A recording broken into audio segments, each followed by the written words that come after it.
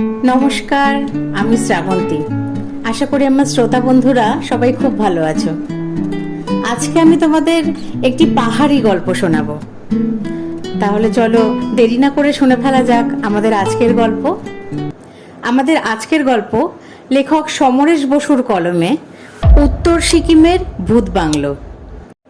প্রায় 14 বছর আগে আমি প্রথম সিকিমের রাজধানী গ্যাংটকে বেড়াতে গিয়েছিলাম। কোথায় কোন হোটেলে উঠব সেসব আগের থেকেই ঠিক করা ছিল, কিন্তু সেখানে কাউকেই আমি চিনি না।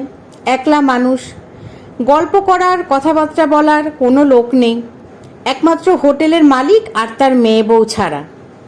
হোটেলের মালিক ছিল একজন বাস্তুহারা তিব্বতী। চীনারা যখন তিব্বত দখল করে নিয়েছিল তখন দলাই লামার সঙ্গে হাজার হাজার তিব্বতী ভারতবর্ষে চলে আসে আর নানান জায়গায় ছড়িয়ে পড়ে। এখনও সেই সব তিব্বতীরা আমাদের দেশেই থেকে গিয়েছে। গ্যাংটক শহরের সবচেয়ে বড় সৌন্দর্য হলো প্রায় 2 কিলোমিটার জায়গার অনেকটাই সমতল। শহরের বাজার, দোকানপাট, হোটেল, রেস্টুরেন্ট সবই সেই সমতল রাস্তার দুধারে। আর এই রাস্তায় ঘুরতে ঘুরতে নীল আকাশের গায়ে সবসময় দেখতে পেতাম কাঞ্চনজঙ্ঘার বেশ বড় একটা অংশ মাথা তুলে দাঁড়িয়ে আছে। সকাল থেকে বেলা বাড়ার সঙ্গে সঙ্গে তুষারাবৃত কাঞ্চনজঙ্ঘার রঙও বদলাতে থাকে। সেই দিকে তাকালে মন মুগ্ধ হয়ে যায়। পাখি চারিদিকে, পাহাড়ি অঞ্চল, গাছপালায় নিবিড় সবুজ আর নীল দেখাতো চারিদিক। অন্যদিকে পাইন দেবদারু গাছের ফাঁকে ফাঁকে পুলিশের ব্যারাক, সরকারি অফিসগুলো দেখা যেত। সমতল পথ দিয়ে হাঁটতে হাঁটতেই চলে যেতাম এককালের রাজা ছগিয়ালের প্রাসাদের দিকে। সেখানে একটি বৌদ্ধ মন্দিরে দেখতাম তিব্বতী লামা ও ভক্তরা গম্ভীর স্বরে মন্ত্রোচ্চারণ করছে, আর একটি অনির্বাণ প্রদীপ সবসময় জ্বলছে। অনির্বাণ প্রদীপ মানে হলো যে প্রদীপ একবার জ্বালালে আর কখনো নিভবে না। তিব্বতী বৌদ্ধদের কাছে এই অনির্বাণ প্রদীপ খুবই পুণ্যের জিনিস। দুদিন বাদেই এক বাঙালি ভদ্রলোক এসে আমার সঙ্গে আলাপ করলেন। তিনি একটি সংবাদ প্রতিষ্ঠানের সংবাদদাতা। জিজ্ঞেস করলুম, কি করে জানলেন আমি এখানে এসেছি? সাংবাদিক ভদ্রলোক হেসে বললেন, আমাদের কাছে কোনো সংবাদই চাপা থাকে না। কলকাতার এক খবরের কাগজের সাংবাদিক বন্ধু আমাকে টেলিফোনে জানিয়েছেন আপনি গ্যাংটক বেড়াতে এসেছেন। খবর পেয়েই হোটেলগুলোতে খোঁজ নিয়ে জানলুম আপনি এই হোটেলে উঠেছেন, তাই আপনার সঙ্গে আলাপ করতে এলুম। আমিও ভদ্রলোককে পেয়ে খুব খুশি হলাম। তিনি ওর বাড়িতে আমাকে নিয়ে গেলেন, তার স্ত্রীর সঙ্গে পরিচয় করিয়ে দিলেন। তাদের একটি 5 বছরের মেয়ে ছিল। হাসি খুশি মেয়েটির সঙ্গেও আমার খুব ভাব জমে গিয়েছিল। সে আমাদের গ্যাংটকের অনেক গল্প শোনাতো। সাংবাদিক ভদ্রলোক গ্যাংটকের যা কিছু দেখার সবই আমাকে ঘুরিয়ে দেখিয়েছিলেন। আলাপ করিয়ে দিয়েছিলেন মিলিটারি ক্যাপ্টেন টি.কে. বাসুর সঙ্গে। টি.কে. বাসু অর্থাৎ তাপস কুমার বাসু। গ্যাংটকের মতো জায়গায় একজন বাঙালি মিলিটারি ক্যাপ্টেনের সঙ্গে আলাপ হওয়া খুবই সৌভাগ্যের বিষয়। ক্যাপ্টেন বাসু একদিনের আলাপেই আমার এমন বন্ধু হয়ে গেলেন, পরের দিনে তিনি আমাকে তাদের মিলিটারি মেসে দুপুরে খাবার নিমন্ত্রণ করলেন। বললেন, আপনি হোটেলেই তৈরি হয়ে বসে থাকবেন, আমি নিজে না আসতে পারলেও গাড়ি পাঠিয়ে দেব। মিলিটারি ড্রাইভার আপনার খোঁজ করে আপনাকে নিয়ে যাবে। গ্যাংটকের মতো জায়গায় এরকম একজন ক্যাপ্টেনকে পেয়ে আমার খুবই আনন্দ হলো। পরের দিন একজন মিলিটারি পোশাক পরা সর্দারজি অর্থাৎ শিখ ড্রাইভার বেলা 11টায় হোটেলে এলেন। আমি হোটেলের নিচের তলায় রেস্টুরেন্টে বসেছিলাম। ড্রাইভার সর্দারজি হোটেলের মালিককে আমার নাম বলতেই তিনি আমাকে দেখিয়ে দিলেন। সর্দারজি আমাকে একটি ছোট চিরকুট দিলেন। তাতে লেখা ছিল, দাদা, ড্রাইভার জসবন্ত সিং আপনাকে নিয়ে আসবে, আপনি এর সঙ্গেই চলে আসবেন, ইতি তাপস। আমি জসবন্ত সিং এর সঙ্গে একটা জিপে চেপে বেরিয়ে পড়লুম। সমতল পাহাড়ি পথ দিয়ে মিলিটারি মেসে যেতে আমার রীতিমতো ভয় করছিল। মেসটা ছিল একটা পাহাড়ের মাথায়। রাস্তাটা এমন উঁচু আর খাড়া, একটু এদিক ওদিক হলেই একেবারে সোজা জমালয়ে চলে যেতে হবে। যাই হোক, অবশেষে মেসে পৌঁছলুম। সামনে লন, একটা গাড়ির পক্ষে পুরোপুরি পাক খাওয়ার মতো জায়গাও নেই। মেস রুমটা বেশ বড়। ক্যাপ্টেন টিকে বাসু ছাড়াও আরও বেশ কিছু ভদ্রলোক ভদ্রমহিলা ছিলেন সেখানে। ভদ্রলোকেরা সকলেই নানা স্তরের অফিসার, এবং যিনি মিলিটারি ডাক্তার ছিলেন তিনি একজন ওড়িয়া। ক্যাপ্টেন বাসু ছাড়া আর কোনো বাঙালি না থাকলেও সকলের সঙ্গেই আমার খুব ভাব হয়ে গেল। অনেক রকম রান্না হয়েছিল, সবই দেশীয় রান্না। মাংসের বিরিয়ানি, কাবাবের তো কোনো তুলনাই ছিল না। খাওয়া দাওয়া মিটতেই প্রায় বেলা 3টে বেজে গেল। ক্যাপ্টেন বাসুই ছিলেন মেসের ইনচার্জ, আর মেসের গায়েই ছিল তার ছোট 2 কুঠুরির থাকবার ঘর। সেখানে বিশ্রাম নেওয়ার সময় ক্যাপ্টেন বাসু আমাকে বললেন, উত্তর সিকিম হলো মিলিটারিদের হাতে, সেখানে সাধারণ মানুষ এখান থেকে যেতে পারে না, বিশেষ অনুমতি লাগে। আর উত্তর সিকিমে যারা বাস করে তারাও কেউ এদিকে আসতে পারে না। এই সীমান্ত অঞ্চলে সামরিক কড়াকড়ি খুব বেশি। তবে আপনি যদি উত্তর সিকিমে বেড়াতে যেতে চান, আমি তার ব্যবস্থা করতে পারি। আমাদের সঙ্গে গেলে আপনার কোনো অনুমতিরও দরকার হবে না। আমি তো শুনে খুব খুশি, তখনই রাজি হয়ে গেলুম। 2 দিন পরেই সকালবেলা একটা জোঙ্গা জিপে চেপে আমরা উত্তর সিকিমের পথে রওনা হলুম। জোঙ্গা জিপ এমন গাড়ি যা খাড়া পাহাড়ি পথে চলতে পারে। ক্যাপ্টেন বাসু ছাড়া আমি আর ডাক্তার মেজর মোহান্তি এবং ওনার স্ত্রী ছিলেন। গাড়ির চালক ছিলেন সেই যশবন্ত সিং। উত্তর সিকিমের পথটা গিয়েছে তিস্তার উৎসের দিকে, অর্থাৎ তিস্তা যেখান থেকে বরফ গলে পাহাড় থেকে নেমে শিলিগুড়ির পাশ দিয়ে সমতলে নেমেছে। আমরা সেই উপরে উঠেছিলাম, আর আস্তে আস্তে পাহাড় পর্বতের দৃশ্যও বদলে যাচ্ছিল। খুব সংকীর্ণ রাস্তা দিয়ে খাড়া পাহাড়ের গা ঘেঁষে আমাদের জিপ চলছিল, আর তিস্তাকে একটা সরু নীল ফিতের মতো অনেক নিচে দেখা যাচ্ছিল। গাছপালা কমতে কমতে আমরা পৌঁছে গিয়েছিলাম বরফের রাজত্বে। চারিদিক পাহাড় অধিকাংশই বরফে ঢাকা। রাত্রে আমরা যেখানে থাকবো সেখানে রান্নার ব্যবস্থা হবে, কিন্তু দুপুরের খাবার সঙ্গে নেওয়া হয়েছিল। ঠিক হয়েছিল একটা বাংলোয় আমরা দুপুরের খাবার খাবো, সেখানেই একটু বিশ্রাম করব। বাংলোটা মিলিটারির অধীনেই ছিল, কিন্তু ডাক্তার মেজর মহান্তির স্ত্রী মিসেস মহান্তি ভয় পেয়ে বললেন, আমি শুনেছি ওটা ভূত বাংলো, আমি ওখানে ঢুকবো না। মিসেস মহান্তির কথা শুনে সবাই হেসে উঠলেন। ক্যাপ্টেন বাসু বললেন, দিনের বেলা সেখানে আপনার ভয় পাওয়ার কোনো কারণ নেই। তাছাড়া বাংলোটা মিলিটারি পাহারা দেয়। বাইরের ঘরে অফিসাররা মাঝে মাঝে অফিসের কাজ নিয়েও বসেন। 2টি খুব ভালো শোবার ঘর আর বাথরুম আছে। আমরা আছি, আপনার কোনো ভয় নেই। প্রায় বেলা 1টার সময় আমরা সেই বাংলোর সামনে এসে দাঁড়ালাম।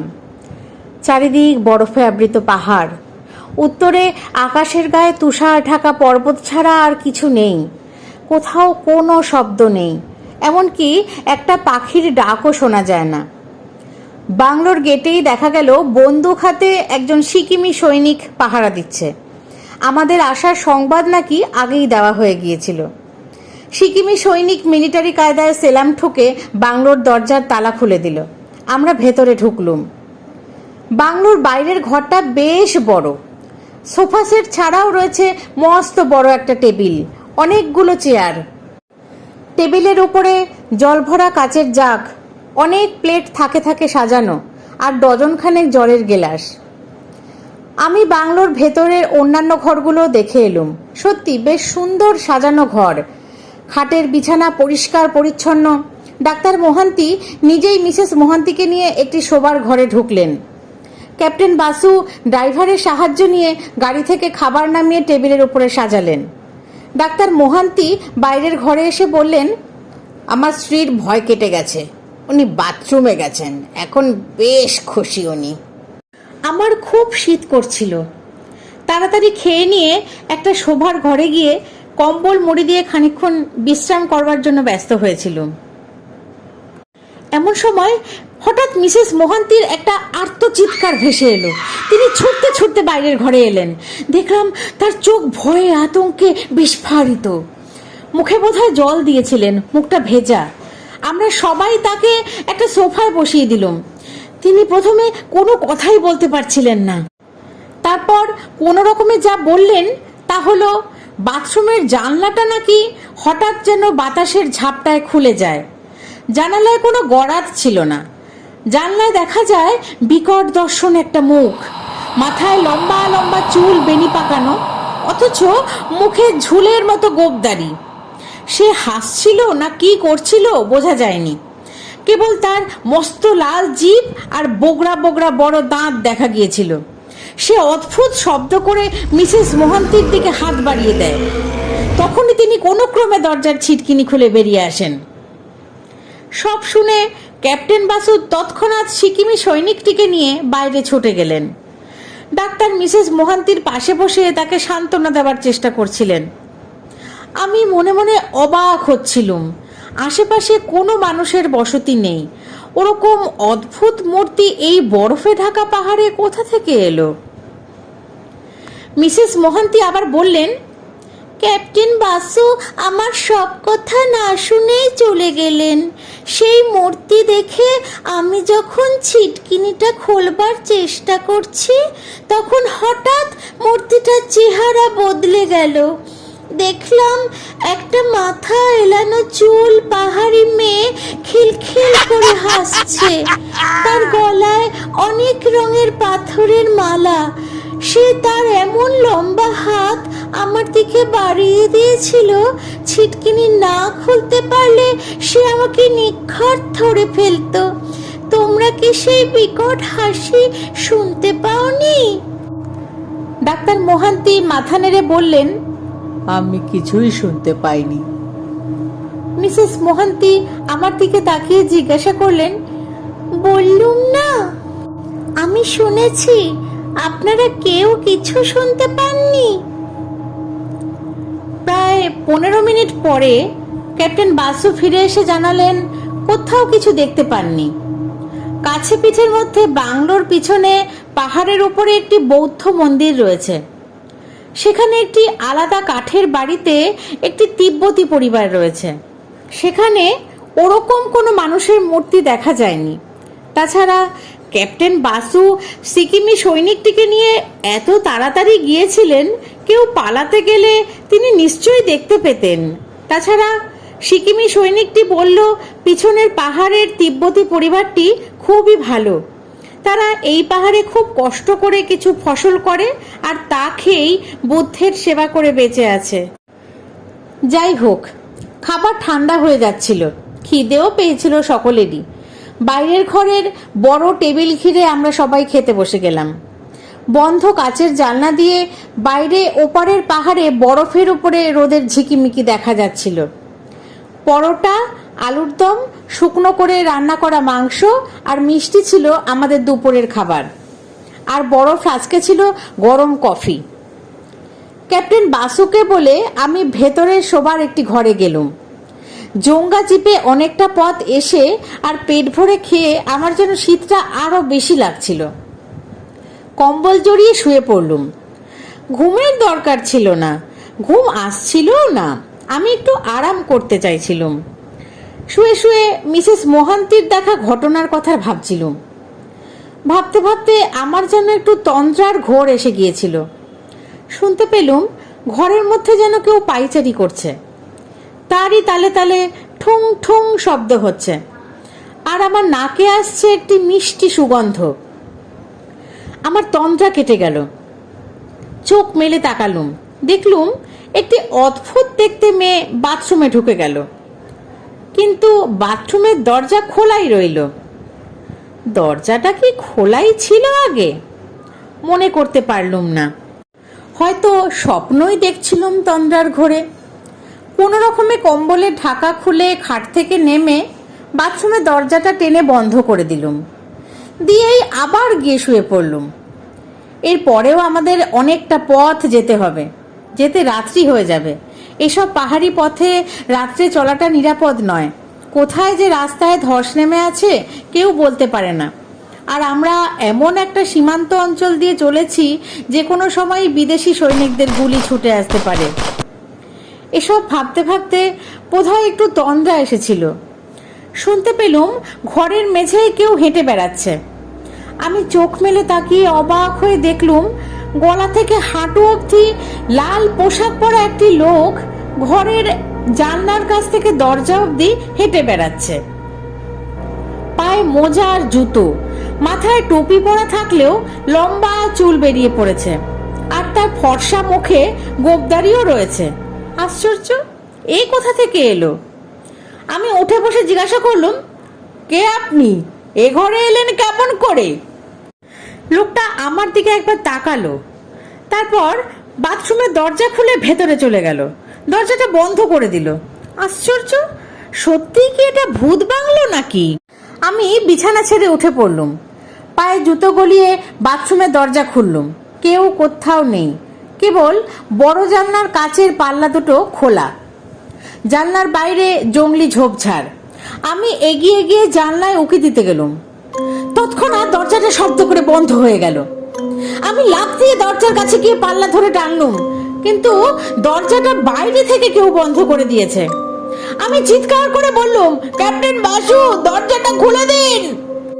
তখনই জানলার কাছে খিলখিল হাসি শুনতে পেলুম। ফিরে তাকিয়ে দেখি চুল এলো করে একটা পাহাড়ি মেয়ে জানলার বাইরে দাঁড়িয়ে হাসছে।